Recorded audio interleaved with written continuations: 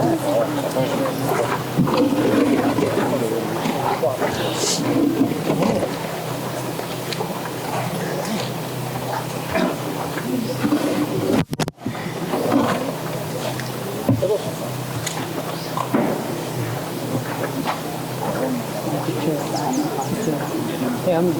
good afternoon, everyone. Sorry for keeping you waiting. The team is already here. So we'll start with, we know them. So they'll introduce themselves and then we'll do the press conference. 1 second. Hello guys. Hi. My name is MC Frankid and I'm the official MC for PATO BANTON all this tour. Thank you. Hi everyone, welcome. My name is Eldoret and I'm the CEO of Shopco. But I'm very happy to have you here because we believe in you. You're inspiring the youth. So yes, when I heard you were coming, I was very happy to meet you. And you are known in our in Kenya, in our ghetto, you know. So yes, thank you, brother. And I met some young people talk about you. I'm like, okay, we'll make it happen. We'll make it happen. You know what I mean? And you have a really big heart. Thank you, brother. You really care Thank for what you. you've done to give yourself and time. Yes. And Madam, welcome. Yeah, you guys are good people. So, brother, the reason we are here today was just, I know you care so much about Kenya and the youth. Mm-hmm. So we thought of having you and then share some few words with the media. Okay. Why you're in Kenya and what this day mean for you. All right. Karibu. All right, so before I start, Yes. I'd like you to introduce yourself. Rangi ya Pao ya Sudan, yeah? Magic Africa. I'm the official PATO BANTON. Karibu Kenya to a DJ. Thank you. I am Antoinette Roots Data. I am also the keyboardist for PATO BANTON, and I'm also a musical artist, and also have an organization called Stand Up for Justice in America. And we'd like to continue having conversations with Africa to sit there and see how we can bring about the African diaspora along with the African people together. Thank you. Greetings. And this is also my wifey. The boss. All right, so greetings, everyone. I'm really happy to be here with all of you today. I'm excited about our concert today. Do I say Kibera or Kibra? Kibra. Oh, Key Beach. Key Beach. Key Beach? Beach. I'm very happy to come to Kibra today to give you guys a concert and to meet all the media here today. Thank you for coming out. Is there any specific questions anybody has from me?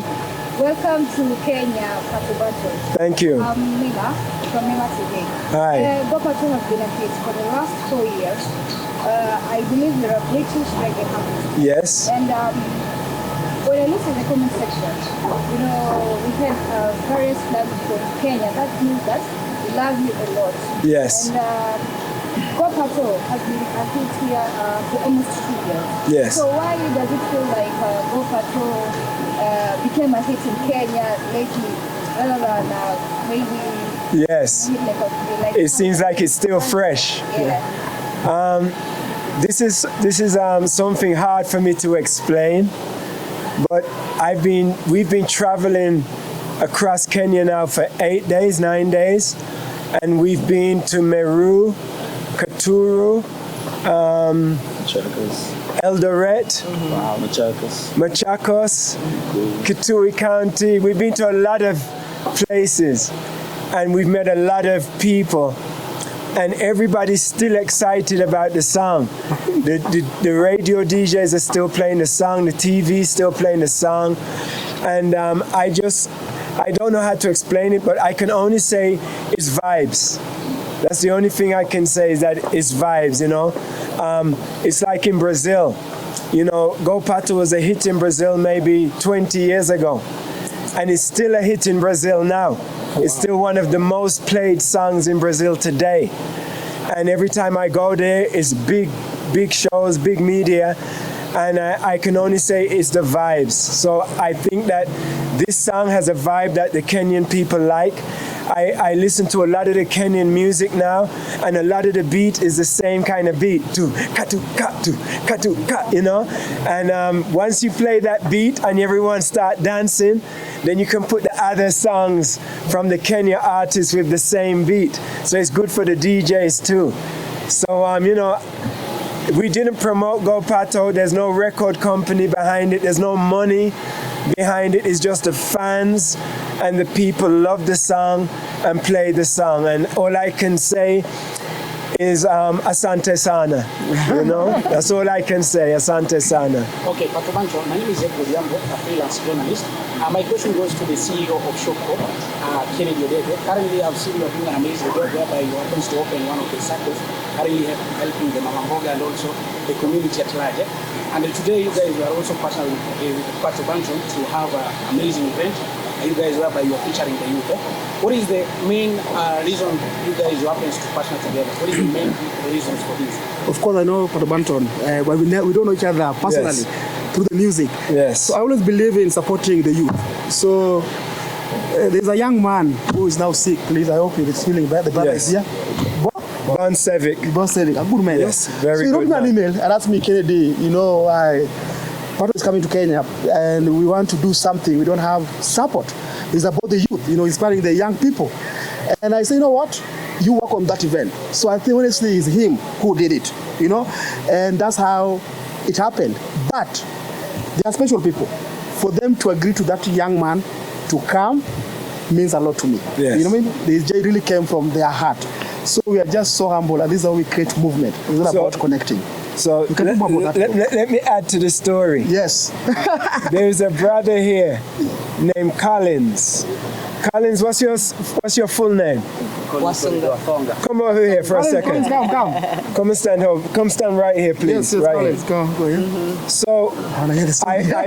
I put a message on Facebook saying I have a dream to come to Kenya because so many of the people in Kenya are sending me messages on the media saying, please come to Kenya. Go Pato is a big song, they say a club banger. So come to Kenya. And so I put a message on Facebook saying, my dream is to come to Kenya to do some shows for the people. And then this brother, he says, Pato, I am from the Kibera slums. Chocolate City. I would like to give you a tour of Kibera so that you can get to know the place and meet some of the people. And he also has a charity called Kibera Hope. Agape Hope for Kibera. And he said he wanted to give donations of food to some of the people who are struggling, you know. So he asked me if I would help. And I said, yes, I would love to come. And then the tour was almost canceled. I didn't hear from him for 3 months. and then his brother, Bon Sevic, contacted me and said, Pato, would you do a free show in Kibera? And I said, I would love to do a free show, but we must include Collins because he invited me 3 months ago. So we got in contact with Collins. We spoke to Bon Sevic, and then we realized that there was no money. I didn't realize we was going to have to hire a sound system and a PA and all of these things and an event place. So I made a small contribution to the concert, and then Bon Sevic said, what's your name again? Kennedy. Kennedy from this organization. He would contact him to ask if it would be possible to make this dream a reality. And when he contacted you, you said yes. And then we said, right, now we're going to do it. Full step. So that is the full story. Wow, that's an amazing story. So my last question. Currently we are having this event and you guys are partnering with international artists. Are we also looking forward as the organization, the CEO of Shopco, are you also looking forward to invite other artists, the international artists, and also people like Diamond to come and also participate in these kind of activities? Because I know through these kind of events, also the youth are being motivated. Are you also planning to invite other artists apart from that? Yeah, so for today, we have the Kibera artists who are really happy to perform. Yes. And that's for us a way to promote their talents, right? So this is just like a miracle. Yes. It happened. We never planned this, honestly. You know what I mean? And I believe there's a reason why it happened. So we'll sit down and see what else from here we can be able to do. So let's see what's going to happen from today. So we're just so excited. This is the start of something new. Yes. And hopefully this will be a great starting point and launching point for many of the artists in the slums who need a chance to get exposed to the world. Because trust me, will be exposed to the world today. Yes.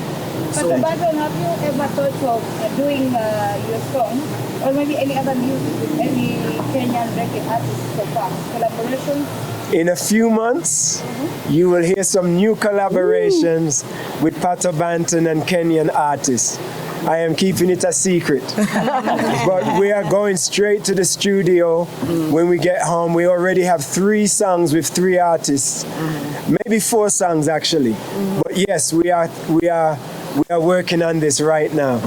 And there's an artist from Kibera who also has a beautiful song about peace and love and unity. I'm very excited to record this song. That's what I was gonna say. Was that when we first got here, the first night when Collins came to visit us at the hotel, he brought some of the Cuba artists over to the hotel and we started our little jam session that night. So there was a lot of great talent there. So we are actually gonna be writing some music together. So yeah, about love, yes. Okay, last question to our mother, Antoinette. the last time you happens to have an event, there is a clip that went viral, you complained of being mistreated, and it raised an eyebrow to most of the Kenyan, and they felt like this was not right. Can you tell us exactly what really happened, and also, because I know currently you're going to Kibera Chocolate City, and I know your security is guaranteed. With the ShopRite, I know your security is guaranteed. Can you just tell us exactly what really happened, because most of the people are really eager to know exactly what happened. What happened in Eldoret? Well, it's kind of weird because this has happened to be before in Africa, you know, but when I had brought my keyboards, this is not my first time to Africa bringing my keyboards. And I'm always very hesitant about bringing such valuable equipment to Africa, but also at the same time, when I came before, I came with Anthony B before, I came with Glenn Washington, I've come with Sister Carol, and now coming together with Pato, it's like we want to give you the best experience of what the music that when we're recording outside. Yes. You know, so the equipment is like stuff that I programmed from many years ago that we put together for like to give you like the professional sound of what we actually have. But sometimes there are instances, not all the time, but sometimes there's incidences where promoters try to put on a show and they don't actually have the funds to put on a show. And I've seen this happen in Jamaica, I've seen it happen in Caribbean, and I've seen it happen in all over America. And they think that putting on a show is an opportunity to be able to make some money. But the problem is that when it comes to promoters, you have to be in this business a long time. You actually have to have capital before you actually put on a show. That means you have to have money for the sound system, money for the security, money for the venue, money for all these different things. And then if you have the money up front and then you're able to sell the show, then you can make profit and make money. So what had happened was nobody had been paid, and we did not know about security because we don't actually travel with security. You know, we're not the Let me explain it. Okay. What happened was... You weren't even there, though. Let me explain what happened. The promoter in Eldoret didn't hire the sound system, the stage, and the security. The venue was given to him for free. Yes. But he did not pay for the sound, the stage, or the security. So when it was time for the show, the stage and the sound companies said, no, we're not doing the show till we get money.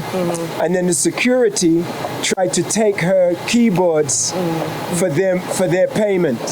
And so Antoinette had to fight the security guards so that they would not take her keyboards. In fact, and then 5 of the girls from Eldoret helped Queens Antoinette fight for the keyboards. because they was fighting those guys. And then she still has her keyboards. Thanks to the girls and thanks to DJ Xmatic. And WizKid, because WizKid was sitting there. Frank Kid. I call him WizKid. But Frank Kid, he was sitting there talking to them. He was talking to them. I said, no, everything is okay. He said, no, it's not okay. They want to take your keyboards. I was like, oh, hell no. So I went to grab my keyboards, and that's when this big guy, I mean, these are big guys. They're like 6'6", big dudes. It was not pretty. And when they were sitting there fighting with them, you know, with the keyboards or whatever. But the minute they put their hands on me, that's when they shut that down, when the management came over there. But apart from that, We had a nice after party in our hotel room With the girls from Eldoret. with the girls that helped Antoinette, and we gave them a private show,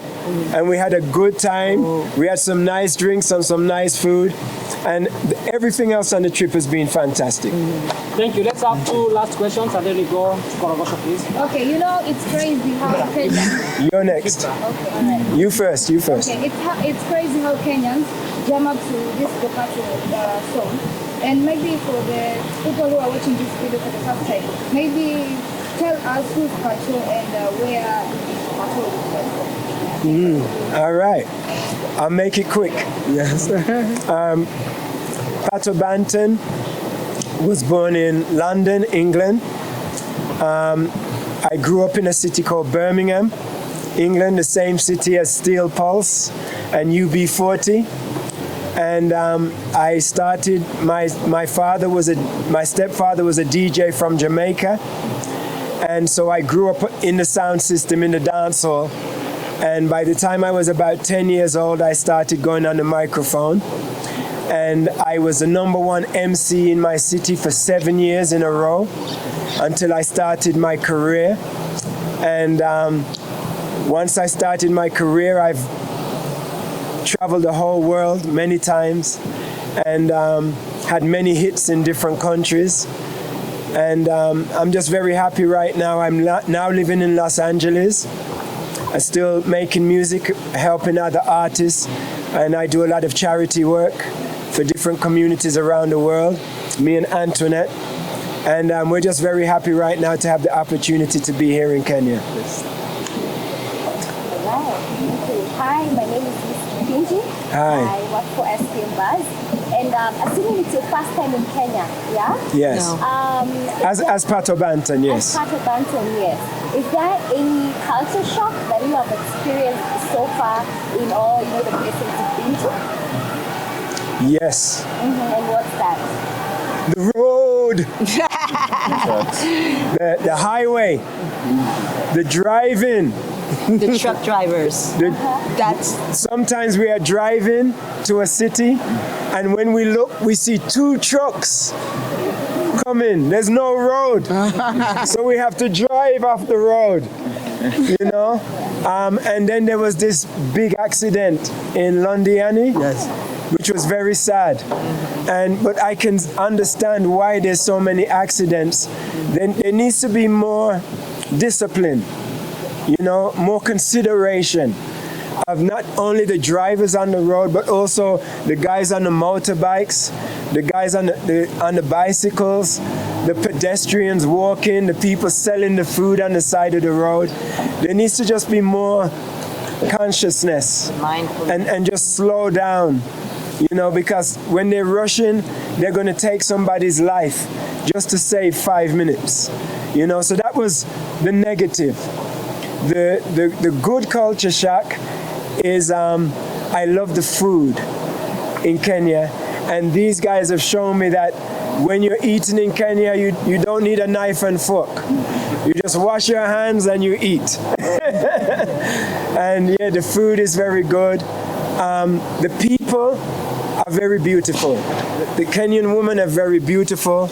I feel a lot of love from the Kenyan brothers. It's very heartical, I don't feel a lot of negative jealousy or bad vibes. I know there is that in Kenya, but in my experience of Kenya, it's been very, very, very beautiful people, and I'm very happy to be here. Thank you. Thank you so much. Thank you. So we are heading straight to Kampunji grounds where the